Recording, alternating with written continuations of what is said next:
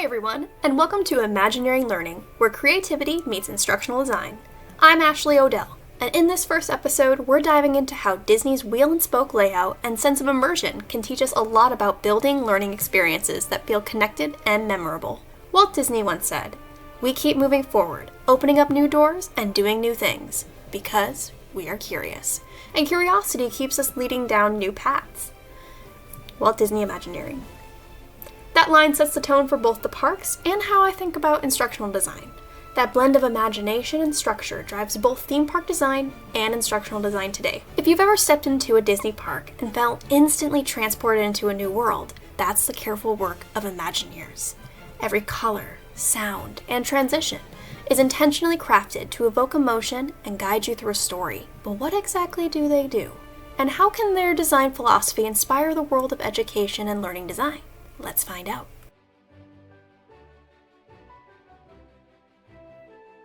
Walt Disney founded WED Enterprises in 1952, what we now call Walt Disney Imagineering, to bring Disneyland to life.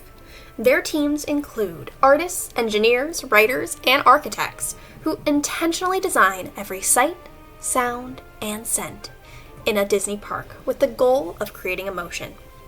They blend storytelling, technology, and design so seamlessly that visitors feel like they've stepped into another world. In instructional design, our purpose isn't all that different. We blend content, structure, and experience to help learners feel connected and inspired. Just like Imagineers, we want our audience to feel something. We craft experiences that invite curiosity, build emotion, and leave a lasting impression. Let's start right at the entrance to the Magic Kingdom, just as an example. When guests first enter the Magic Kingdom, they walk under the train station and find themselves on Main Street, USA. Imagine strolling down this long street as the scent of popcorn and baked goods fills the air. The upbeat marching band plays, and the castle draws your eyes forward to the center of the park. That sightline is a gentle wayfinding cue that prepares you for the hub at the castle and the radiating paths that follow. This multi-sensory experience is an invitation to learn through emotion. O'Kelly, 2021, compares Imagineers and instructional designers as architects of experience who capture attention, invite participation, and hope learners do something valuable with what they've learned. Disney Imagineers designed this space to make you feel a sense of nostalgia and excitement, as if you're stepping into a storybook. If you look at a map of the Magic Kingdom, it's designed like a wheel, with the Cinderella Castle at the center and spokes leading out to each themed land, such as Adventureland, Tomorrowland, Fantasyland, and Frontierland. This layout wasn't random. Walt Disney wanted the park's layout to feel natural and easy to explore. Guests can always tell where they are because no matter where you stand, you can see the castle. It serves as both a visual landmark and a reminder of imagination is at the heart of the park. The design keeps people oriented while still inviting them to wander and discover. Now think about this from an instructional design perspective. When we create learning modules or e-learning courses, we often use a hub and spoke structure too. There's a central concept, our castle, if you will, and different pathways that branch out to specific lessons or experiences. That's the beauty of the wheel and spoke model. It keeps learners grounded while giving them the freedom to explore. It balances organization with imagination. Instructional designers can spark that same connection in digital spaces.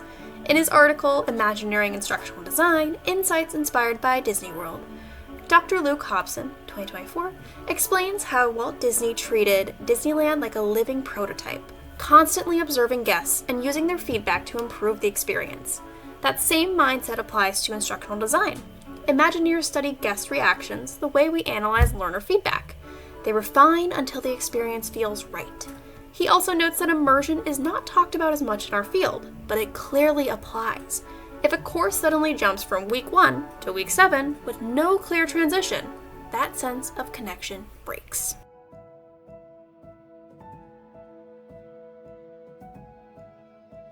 One of my favorite parts of any Disney park is how you can move from one land to another without even realizing it. The lighting changes, the music shifts, and even the ground texture feels different, but everything flows together. You seamlessly go from one world to the next. You're being guided through a story without a single word being spoken. That kind of design shows how powerful emotion and storytelling can be. In learning design, we may not build physical spaces, but we're still creating experiences where pacing and the atmosphere matter. Every transition between topics or activities shapes how learners feel and how well they stay engaged. Imagineers also understand that memory is tied to the senses. People remember experiences more deeply when multiple senses are engaged, and Disney uses that idea constantly. The smell of popcorn on Main Street, the cool air before entering a dark ride, or the familiar music that plays as you approach the castle all make the moment stick. In our courses, we can do the same by using visuals, narration, and interaction to reinforce meaning. When learners both see and feel a concept come to life, they're far more likely to remember it. In her article, Applying a Disney Imagineering Approach to Course Design, O'Kelly, 2021, encourages course creators to blend emotion, organization, and empathy to build engagement. That's exactly what Imagineers do. They use storytelling and sensory design to help guests feel something meaningful. The Imagineers approach reminds us that learning isn't just cognitive, it's emotional. Good design invites curiosity and removes friction. When guests move from Main Street to Tomorrowland, they don't feel a jarring effect. It feels natural. Likewise, in learning, every section should feel like a continuation of the same journey. When we think like Imagineers, every transition, tone shift, and visual cue becomes part of the learning story.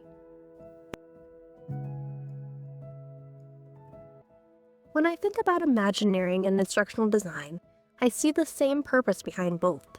Imagineers build experiences that make people feel something, and instructional designers do the same through learning. Both start with an objective, then guide people through it in a way that feels purposeful and connected. Just like the parks are designed to capture wonder and emotion, good learning design should draw both learners in and make them feel that they can explore. The goal isn't just to have learners recall information. No, it's to inspire people to keep growing their skills. What inspires me most about Imagineering is the tiny details you can find throughout the parks, and knowing that each one started as someone's idea. Small touches like hidden Mickeys or the little Easter eggs tucked inside the rides, such as the Haunted Mansion, show how Imagineers think about creating joy in simple, cost-effective ways. Even when attractions change or disappear over time, these details help keep the memories alive for fans who miss them. And that idea actually connects to learning more than we might think. Sometimes learners miss the familiarity of pen and paper or the comfort of traditional routines, especially now that so much of our learning is online. As designers, we can honor those preferences by offering choices and small touches of familiarity, even within a digital space. I also love the audio animatronics and their smooth, lifelike motions. They're one of the things that motivate me to come back to the parks again and again. And while we obviously can't bring animatronics into everyone's classrooms, we can think about how we can make content more entertaining or surprising. Sometimes that means adding a visual moment, an interactive activity, or a creative twist that turns information into an experience. Ultimately, both Imagineers and designers use creativity to make something that matters, sparking curiosity, inspiring growth, and leaving a lasting impact long after the experience is over.